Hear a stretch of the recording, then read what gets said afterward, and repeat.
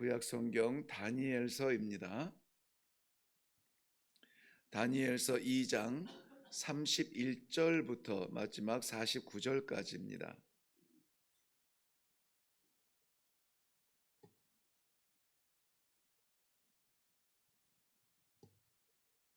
찾으셨으면 우리 31절부터 함께 읽도록 합니다.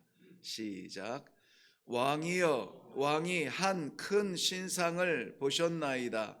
그 신상이 왕의 앞에 섰는데 크고 광채가 매우 찬란하며 그 모양이 심히 두려우니 그 우상의 머리는 순금이요 가슴과 두 팔은 은이요 배와 넓적다리는 노시요 그 종아리는 쇠요 그 발은 얼마는 쇠요 얼마는 진흙이었나이다. 또 왕이 보신즉 손대지 아니한 돌이 나와서 신상의 쇠와 진흙에 발을 쳐서 부서뜨리매 그때에 쇠와 진흙과 놋과 은과 금이 다 부서져 여름 타작마당에 겨같이 되어 바람에 불려간 곳이 없었고 우상에 친 돌은 태산을 이루어 온 세계에 가득하였나이다. 그 꿈이 이러한즉 내가 이제 그 해석을 왕 앞에 아뢰리이다. 왕이여, 왕은 여러 왕들 중에 왕이시라. 하늘의 하나님이 나라와 권세와 능력과 영광을 왕에게 주셨고 사람들과 들짐승과 공중의 새들 어느 곳에 있는 것을 막론하고 그것들을 왕의 손에 넘기사 다 다스리게 하셨으니 왕은 곧 그 금머리니이다. 왕의 뒤 이어 왕보다 못한 다른 나라가 일어날 것이요 셋째로 또 놋 같은 나라가 일어나서 온 세계를 다스릴 것이며 넷째 나라가 강하기가 쇠 같으리니 쇠는 모든 물건을 부서뜨리고 이기는 것이라. 쇠가 모든 것을 부수는 것 같이 그 나라가 뭇 나라를 부서뜨리고 찌을 것이며 왕께서 그 발과 발가락이 얼마는 토기장이의 진흙이요 얼마는 쇠인 것을 보셨은즉 그 나라가 나누일 것이며 왕께서 쇠와 진흙이 섞인 것을 보셨은즉 그 나라가 쇠 같은 든든함이 있을 것이나 그 발가락이 얼마는 쇠요 얼마는 진흙인즉 그 나라가 얼마는 든든하고 얼마는 부서질 만한 것이며 왕께서 쇠와 진흙이 섞인 것을 보셨은즉 그들이 다른 민족과 서로 섞일 것이나 그들이 피차에 합하지 아니함이 쇠와 진흙이 합하지 않음과 같으리이다. 이 여러 왕들의 시대에 하늘의 하나님이 한 나라를 세우시리니 이것은 영원히 망하지도 아니할 것이요 그 국권이 다른 백성에게로 돌아가지도 아니할 것이요 도리어 이 모든 나라를 쳐서 멸망시키고 영원히 설 것이라. 손대지 아니한 돌이 산에서 나와서 쇠와 놋과 진흙과 은과 금을 부서뜨린 것을 왕께서 보신 것은 크신 하나님이 장래 일을 왕께 알게 하신 것이라. 이 꿈은 참되고 이 해석은 확실하니이다 하니 이에 느부갓네살 왕이 엎드려 다니엘에게 절하고 명하여 예물과 향품을 그에게 주게 하니라. 왕이 대답하여 다니엘에게 이르되 너희 하나님은 참으로 모든 신들의 신이시요 모든 왕의 주제시로다. 내가 능히 이 은밀한 것을 나타내었으니 내 하나님은 또 은밀한 것을 나타내시는 이시로다. 왕이 이에 다니엘을 높여 귀한 선물을 많이 주며 그를 세워 바벨론 온 지방을 다스리게 하며 또 바벨론 모든 지혜자의 어른을 삼았으며 왕이 또 다니엘의 요구대로 사드락과 메삭과 아벳느고를 세워 바벨론 지방의 일을 다스리게 하였고 다니엘은 왕궁에 있었더라. 아멘.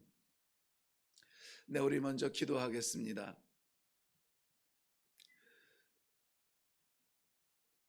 우리 눈에 보이는 것이 전부가 아니요 하나님께서 보여주시는 것이 전부인 믿음의 성도들을 이 아침에 다시 말씀 앞에 부르셨습니다.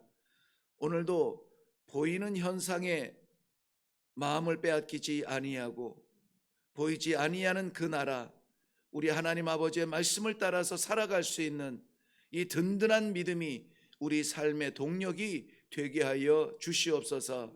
이 시간에 올라왔다가 잠시 앉아 하나님 앞에 우리의 신세 한탄하며 내려가는 자리가 아니라 우리 하나님 아버지의 놀라우신 약속의 말씀을 받고 힘을 얻고 내려가서 이 더운 여름 믿음으로 이겨내며 승리하는 성도들의 삶이 되게 하여 주시옵소서.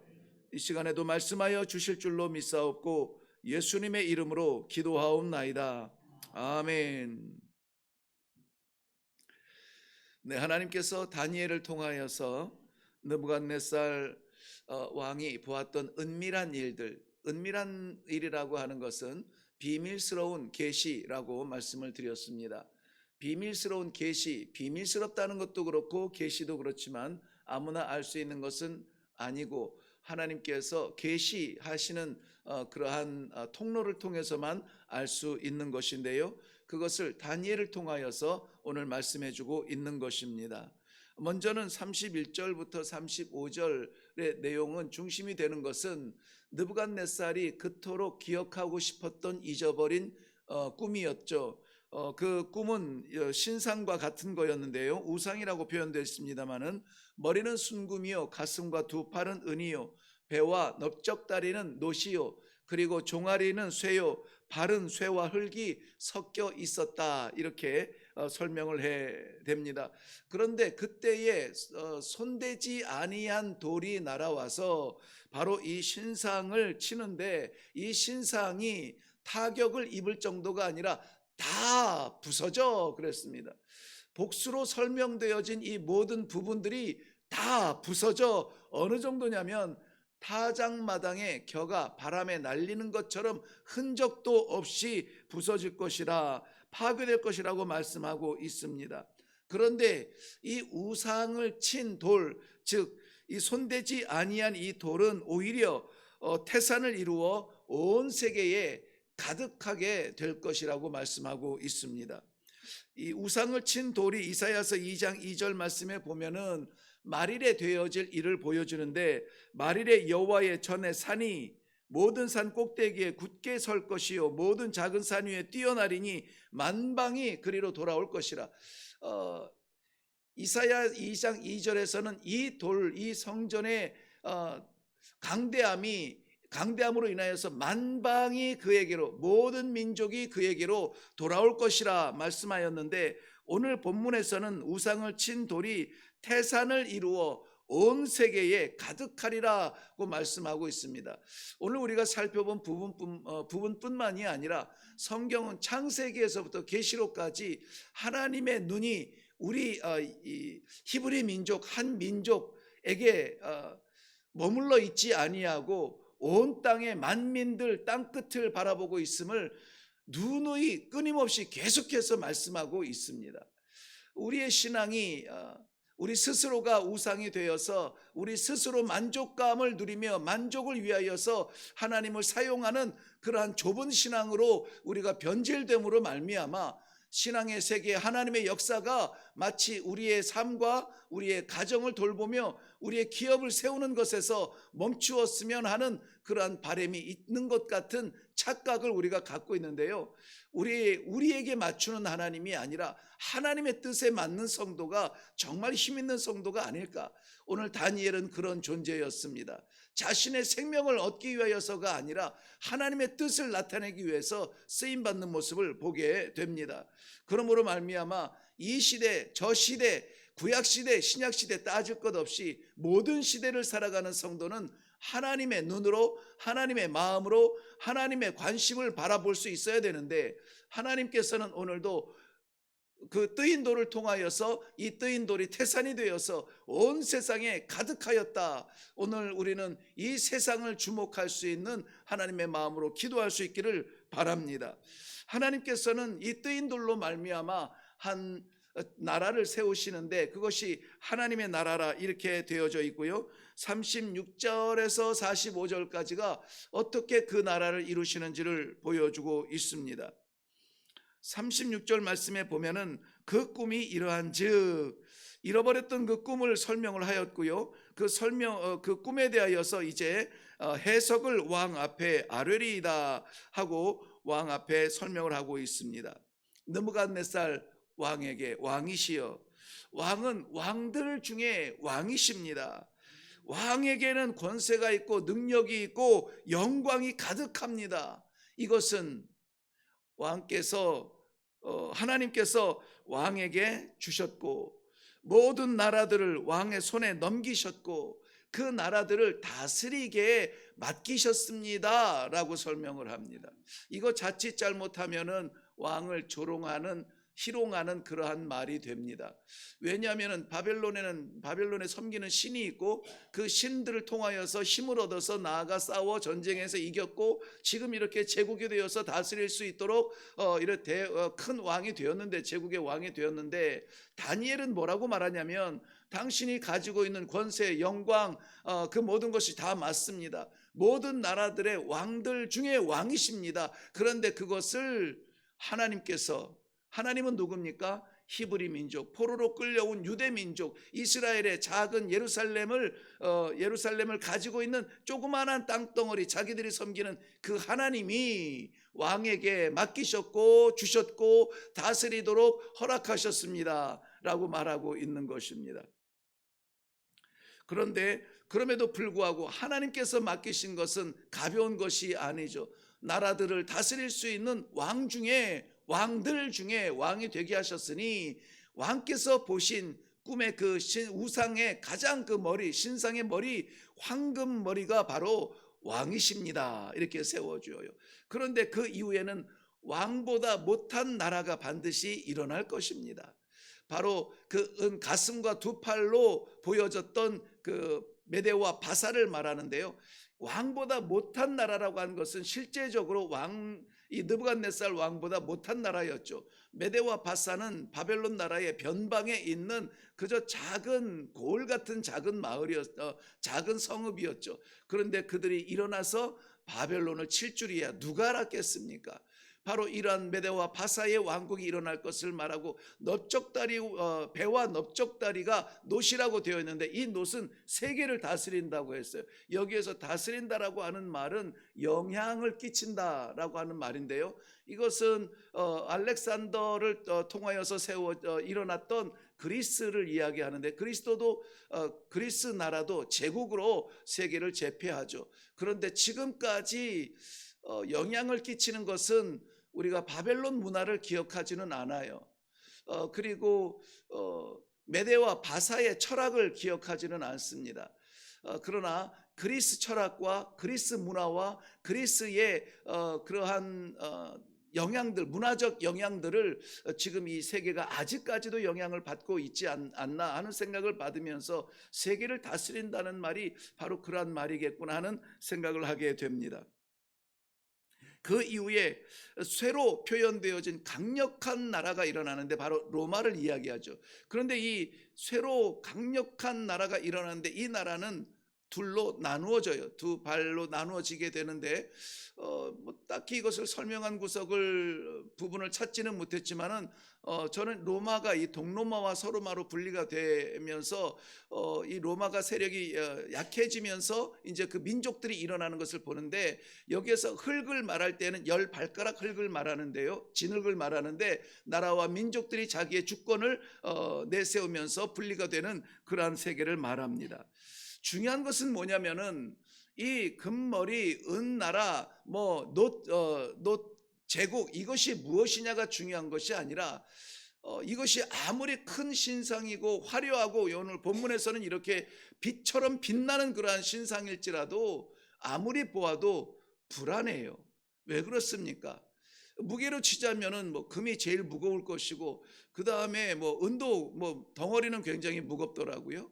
은도 무겁고 놋도 무겁고 철도 강하지만 그러나 놋이나 은보다는 가벼운데, 이 다음에는 그 다음에 뭐냐면은 진흙으로 되어져 있으니 아무리 빛나는 그러한 신상일지라도 이것은 불안해 보여요.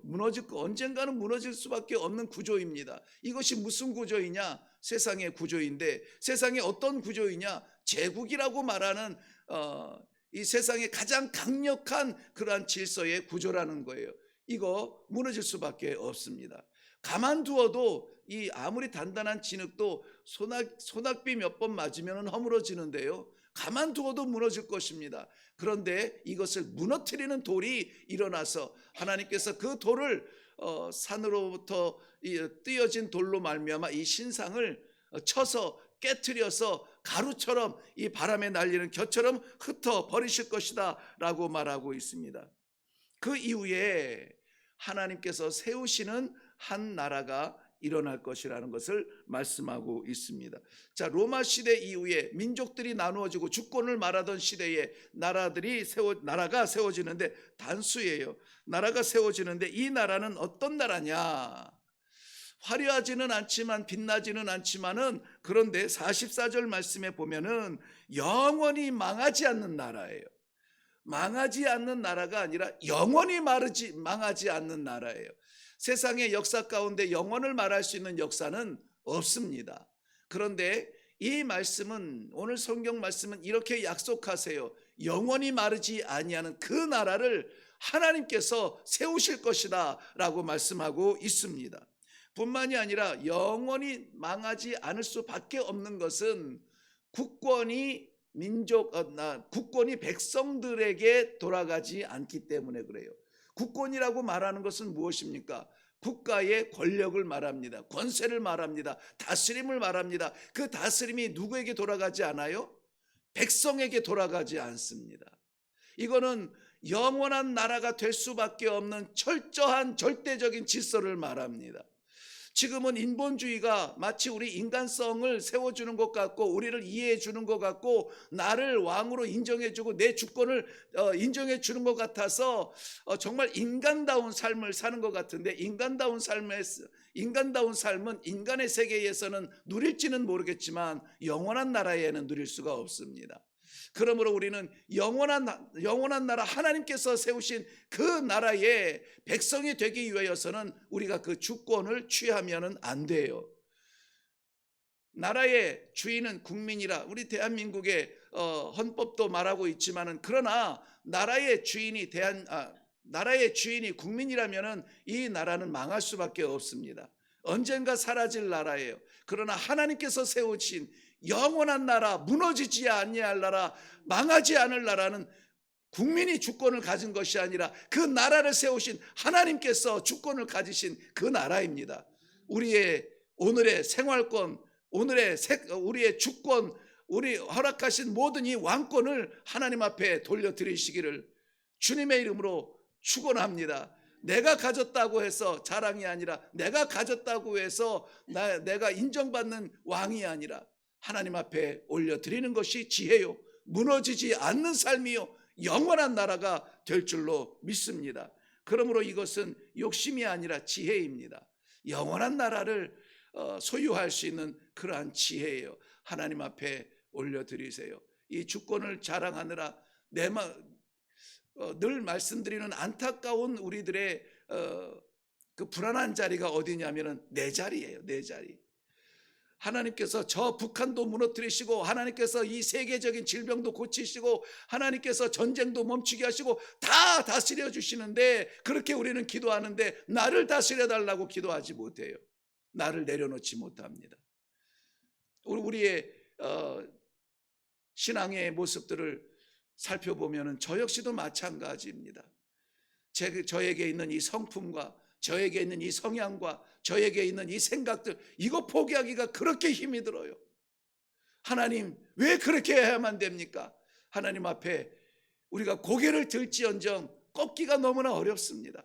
그러므로 내 세계는, 내 인생은 살아갈 수 있을지 몰라도, 그래서 하나님이라고 하는 존재가 내 인생의 어떤 부속처럼 나와 함께 가는 종교인은 될지 모르겠지만 철저하게 하나님의 나라가 되기 위하여서는 나의 주권을 하나님 앞에 드리는 것입니다. 이것이 축복이에요. 오늘 하나님께서 이 놀라운 축복 가운데에서 하나님이 다스리시는 나라, 하나님께서 다스리시는 가정, 하나님께서 다스리시는 그러한 삶이 되시기를 주님의 이름으로 축원합니다. 결론은 보면은 이것이 하나님의 나라를 보여주는 멋있는 그러한 드라마틱한 그러한 모습이 되기도 하지만은 정말 우리가 포기할 수 없는, 잊을 수 없는 놀라운 일이 일어납니다. 이 손대지 아니하는 돌로 말미암아 무너진 그러한 이 우상을 보면서 우리 자신을 드리는 것도 귀합니다마는, 그런데 그 결과가 어떻게 일어나느냐, 이 이야기를 듣고 이 해설을 듣고 이 설명을 듣고 나서 느부갓네살 왕이 다니엘 앞에 무릎을 꿇어요. 우리는 단순하게 이렇게 무릎을 꿇었다 말하지만, 여러분 죄송합니다, 지나친 적용입니다마는 제가 여러분에게 내 앞에 무릎 한번 꿇어달라고 하면 꿇을 수 있겠습니까? 이 어려워요. 왜 해야 되는데요? 당장에 물어볼 겁니다. 지금 이 다니엘 앞에 무릎을 꿇은 사람이 누구냐면 느부갓네살 왕이라고요. 바벨론 대제국의 왕들 중에 왕이요, 찬란하게 빛나는 권세를 가진 그 왕이라고요. 다니엘은 누굽니까? 포로로 끌려와서 그나마 대접하고 대우해서 지혜자로 3년 이제 겨우 교육받은 새내기라고요. 그의 앞에 무릎을 꿇게 되는 것입니다. 그런데 중요한 것은 그렇게 이 꿈을 해석한 다니엘 앞에 무릎을 꿇은 것은 아니에요. 왕의 고백은 다니엘에게 이렇게 지혜를 준 그 하나님을 인정하고 찬양하는 놀라운 일이 벌어집니다. 우리 너무나 잘 알듯이 역사적인 배경 속에서 이해하고 있듯이 나라의 황제, 왕은 신의 대리자입니다. 그러므로 바벨론의 신이 이 무너진 조그만 나라 유대의 이스라엘의 그러한 신 앞에 굴복하는 것은 있을 수가 없는 일이에요. 그런데 저가 그 입술로 그렇게 고백을 합니다. 너의 하나님은 참으로 모든 신들의 신이요, 모든 신들의 신이요, 모든 왕들의 주제시로다. 모든 왕들의 주제시로다. 이거는 쉽게 고백할 수 없는 거예요. 그리고 우리가 다니엘서를 우리가 묵상하면서 놓치지 말아야 될 중요한 메시지가 있다 그랬죠. 복수와 단수의 씨름 앞에 우리는 무엇을 택해야 됩니까? 단수, 오직 한 하나님을 붙잡아야 돼요. 많은 왕들이 있지만 나의 왕의 왕 되신 하나님, 우리 주 예수 그리스도를 평강의 왕으로, 나의 오직 진정한 왕으로 우리가 바라볼 때에 우리는 승리할 수 있을 것입니다. 많은 신들이 있고 우상들이 있고 잡신들이 있지만은, 산에 가면은 산신, 나무에는 나무신, 돌에는 돌신, 바다에는 바다신, 땅에는 땅신이 있겠지만 세상은 이런 많은 우상들로 인하여서 정신없이 살아가지만 우리에게는 하나님께서 허락하신 이 놀라운 축복, 한 하나님을 바라보며 천지를 지으신 하나님을 아버지라 부르며 그 하나님 앞에 찬송할 수 있는 이 영광을 주신 것을 우리는 절대 놓쳐서는 안 된다는 것입니다. 세상의 질서는 많고 큰 것을 승리요, 그것을 이겼다라고 말하지만, 거두었다라고 말하지만, 우리 하나님의 사람들은 하나님께서 내게 맡기신 것들을 우리 하나님 아버지 영광을 위하여서 쓰임받기를 원합니다. 기도하는 그러한 자리가 될 것입니다. 결론적으로 오늘 말씀에서는 이 느부갓네살 왕이 주목하는 것이 바로 하나님이라는 것입니다. 그래서 너에게 이 지혜를 주신 너희 하나님을 찬양하노라. 이것이 느부갓네살 황제, 왕의 그러한 고백이었습니다. 베드로전서에서는 오늘 우리가 우리의 모든 질서, 생각, 우리의 경험, 우리의 지식의 세계, 이런 것들을 깨트려서 부서뜨린 그 작은 돌, 뜨인 돌 하나를 이렇게 설명합니다. 건축자의 버린 돌이 모퉁이의 머릿돌이 되었고 그 돌은 부딪히는 돌이요 걸려 넘어지게 하는 바위가 되리라. 우리의 연약한 삶 가운데 다스리시는 예수 그리스도의 그 능력을 사모하며 이 아침에 기도할 때에 하나님께서 세우시는 나라가 될 것입니다. 그러한 맡기신 하루가 될 것입니다. 그 하루에 하나님과 동행하며 한 하나님과 동행하는 복된 성도들의 삶이 되시기를 주님의 이름으로 축원합니다. 기도하겠습니다. 자신이 가졌어도 도대체 무엇을 가졌는지 잃어버린 그 은밀한 일에 대하여서 미치도록 답답해하던 느부갓네살 왕에게 너무나 선명하게 그 잃어버린 것을 보여주시고 그것을 해석해 주시되 하나님의 감추어진 비밀을 나타내 주신 것을 인하여서 감사합니다. 우리들도 바로 그러한 신상들을 바라보며 지어져 가며 불안한 세계의 질서 속에서 어떻게 살아야 될지 아버지 길을 찾지 못하고 우왕좌왕할 때가 너무나 많은데, 오늘 많은 것들이 아니라, 높은 것이 아니라, 화려한 것이 아니라, 빛나는 것이 아니라, 불안한 세계 질서가 아니라 하나님께서 세우신 그 믿음의 세계, 하나님께서 세우신 영원한 세계, 하나님의 나라의 백성됨을 인하여 감사드리며 이 아침에 기도하게 하시니 감사합니다. 오늘도 사랑하는 주의 백성들, 많은 것 쫓아다니느라 정신없이 혼란스럽게 살아가지 아니하며 나의 아버지 천지를 지으신 하나님 의지하고 믿고 왕권을 내어 드리고 확신하며 감사하며 살아갈 수 있는 복된 성도의 삶이 되게 하여 주시옵소서. 오늘도 동행하여 주실 줄로 믿사옵고 예수님 이름으로 기도하옵나이다. 아멘. 네, 오늘 우리가 먼저 기도할 것은 느부갓네살 왕이 가진 권세, 능력, 영광, 이것을 하나님께서 주셨고 하나님께서 손에 넘기셨고 하나님께서 맡기셨고 하나님께서 다스리게 하셨다라고 담대하게 다니엘은 말하고 있습니다. 우리가 누리고 싶어하는 것들, 우리가 붙잡고 싶어하는 것들, 이러한 것들이 우리의 꿈이 되지 않기를 바랍니다. 그러한 것들은 하나님께서 우리들에게 맡기시면 우리가 얼마든지 받을 수 있는 것들인데, 그것을 위하여서 우리가 작정하고 달려나가지 않아도 돼요. 하나님께서 나에게 맡기실 것이면 내가 생각하지 못하는 방법으로 하나님께서 맡기시고 다스리게 하시며 우리들에게 주실 줄로 믿습니다. 그러나 그것에 의존하지 말아야 될 것은 그것들이 영원하지 않은 것이라면 우리는 잠시 맡는 것뿐이에요. 우리의 생명 잠시 허락하신 것입니다. 우리의 가정 잠시 맡은 거예요. 우리에게 맡기신 기업 하나님께서 기회를 주신 것뿐입니다. 그것에 목숨 걸 일이 아니에요. 우리가 목숨 걸 것은 하나님 아버지를 잃어버리지 아니하는 겁니다. 이 모든 것을 내게 맡기시고 이 모든 것을 나에게 영광처럼 맡기신 그 하나님을 잃어버리지 않기를 바랍니다. 가장 기쁜 자리에서도 하나님이 생각나고 가장 고통스러운 자리에서도 우리 하나님을 기억할 수 있는 믿음이 살아있는 성도가 되게 하여 주시옵소서. 그러므로 말미암아 오늘도 내게 말씀하여 주시고 내 삶에 해석해 주시고 내 삶을 보여주시는 이 드러난 계시의 성도의 삶이 되도록 말씀하여 주시옵소서. 이 작은 심령에 말씀하여 주시옵소서. 그 말씀 따라 살아가도록 하나님 인도하여 주시옵소서. 먼저 하나님의 인도하심을 기도하시고 그리고 각자에게 맡기신 기도의 제목으로 또한 나아갈 수 있기를 바랍니다. 먼저 이 말씀을 받으면서 나누면서 마음에 새기고 또한 생각이 나는 그런 기도의 제목들로 먼저 기도하시는 것이 좋습니다. 그리고 나서 답답하였던 것, 하나님 앞에 정말 간절히 구하지 않으면 안 됐던 것들이 있거든 오늘 말씀의 정신에 근거하여서 하나님 앞에 기도할 수 있기를 바랍니다. 우리 같이 기도하겠습니다.